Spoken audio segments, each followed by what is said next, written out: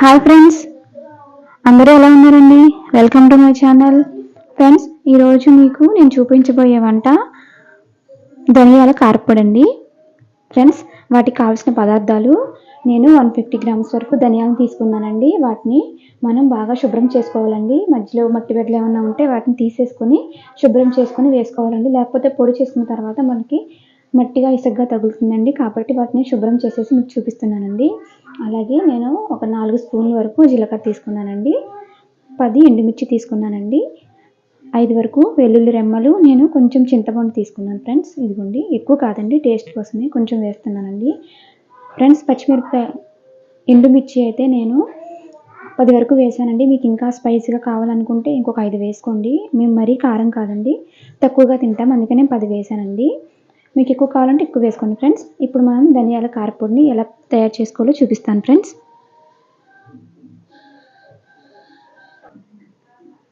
First నేను stove on చేసేసి కడాయి పెట్టేశానండి. తర్వాత నేను ఆయిల్ హాఫ్ స్పూన్ వరకు వేస్తున్నానండి. ఎందుకంటే ధనియాల పొడిలాగా ఉండాలి, మరి ముద్దగా ఉన్న బాగుందండి. ఆయిల్ వేడైన తర్వాత మనం ధనియాలు వేసుకుందాం.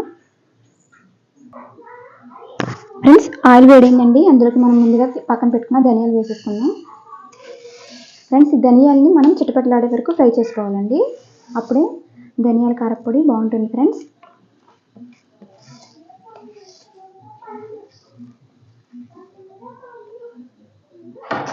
ఫ్రెండ్స్, ఇది ఎక్కువగా డెలివరీ అయిన వాళ్ళకి చేస్తూ ఉంటారండి.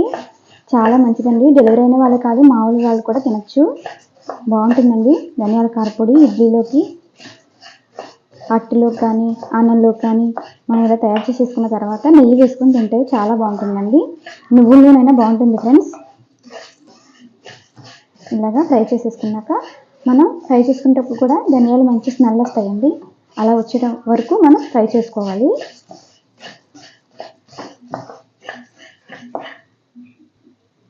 ఫ్రెండ్స్, మనం ధనియాలు వేపేటప్పుడు ఇలాగా స్టవ్ మీద పెట్టి వదిలేయకండి. ఇలాగా ఫ్రై చేసుకుంటూ వేపుకోండి, మాడకుండా బాగుంటాయి.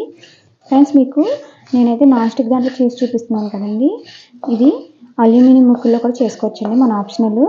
మనం ఎలాగైనా చేసుకోవచ్చు, కానీ చేసే విధానం బట్టి మనకి పొడి అనేది టేస్ట్ వస్తుంది ఫ్రెండ్స్.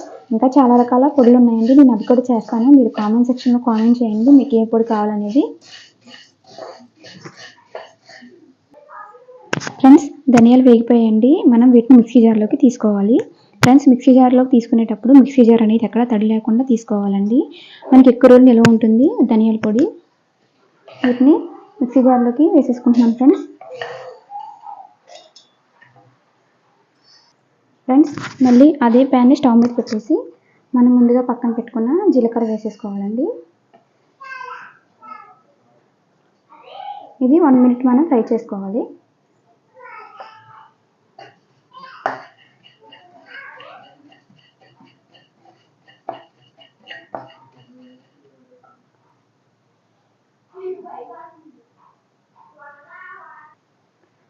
ఫ్రెండ్స్, జీలకర్ర కూడా వేగిన తర్వాత మనం ముందుగా పక్కన పెట్టుకున్న ఎండుమిర్చిని తుంచుకొని వేసుకోవాలండి. అలాగే వెల్లుల్లి రెమ్మలు కూడా వేసేసుకోవాలి. ఎండుమిర్చి మాడకోకుండా వేయించుకోవాలండి. మాడితే మళ్ళీ ధనియాల పొడి అనేది బ్లాక్ కలర్ వచ్చేస్తుంది. మనకి రెడ్ కలర్లోకి రావాలంటే ఇలాగా ఆయిల్ తక్కువ వేసుకోండి. ఇలా ఫ్రై చేసుకుంటే 1 నిమిషంలో వేగిపోతాయండి. ఇది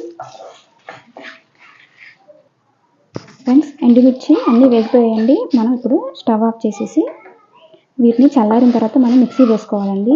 ఫ్రెండ్స్, మీరు బాలింతరాలకి వేసేటప్పుడు ఎండుమిర్చి తక్కువ వేసుకోవాలి. అలాగే చింతపండు కూడా వేసుకోకూడదండి. ఇప్పుడు మీకు చల్లారిన తర్వాత చూపిస్తాను. ఫ్రెండ్స్, ఇప్పుడు ఇవి బాగా చల్లారిపోయాయండి. దీంట్లోకి నేను ముందుగా చూపించిన చింతపండు వేసేసుకోవాలి. 1 స్పూను సాల్ట్ వేస్తున్నానండి. సరిపోతే మళ్ళీ వేసుకోవచ్చు ఫ్రెండ్స్. ఇప్పుడు మనం మూత వేసేసుకొని మిక్సీ పట్టుకోవాలండి. నేను మిక్సీ పట్టి చూపిస్తాను. ఫ్రెండ్స్, ధనియాల కారపొడి మిక్సీ పట్టేసిన తర్వాత మీకు చూపిస్తున్నానండి. ఫ్రెండ్స్, నేను ఉప్పు చూసానండి, సరిపోయింది. ఒకవేళ మీరు ఇలా చేసుకుని సరిపోతే వేసుకోండి మళ్ళీని. ఫ్రెండ్స్, మనం ఇది ఎక్కువ రోజులు నిల్వ ఉండాలంటే మనం పెట్టే గరిటె కానీ మిక్సీ జార్ కానీ అన్నీ తడి లేకోకుండా ఉంటేనే నిల్వ ఉంటుందండి. లేకపోతే ఒక 5 days 6 daysలో పాడైపోతుందండి. మీరు పొడి గరిటెలో పెట్టుకొని చూసుకోండి ఫ్రెండ్స్. ఇప్పుడు మనం దీన్ని ఒక ప్లాస్టిక్ డబ్బాలో వేసుకుందాం. ఫ్రెండ్స్, నేను ఈ డబ్బాలో వేస్తున్నానండి. మీ దగ్గర ఏ డబ్బా అయితే ఉందో దాంట్లో వేసేసుకోండి. ఇలా వేసేసుకొని మూత వేసేసుకొని మనం డైనింగ్ టేబుల్ దగ్గర పెట్టుకుంటే మనకి ఎప్పుడు కావాలితే అప్పుడు యూజ్ చేసుకోవచ్చండి. మేమైతే ఎప్పుడు అలాగే చేస్తూ ఉంటామండి. అది మీకు చూపిస్తున్నాను ఫ్రెండ్స్. ఇది మనకి నెయ్యిలో కానీ నువ్వుల నూనెలో కానీ చాలా బాగుంటుందండి. మీ పిల్లలకి ఇడ్లీలో వేసి పెట్టండి. నెయ్యి వేసి వాళ్ళకి చాలా బలము వస్తుందండి. ఫ్రెండ్స్, మీరు తప్పకుండా ట్రై చేయండి ధనియాల కారపొడి.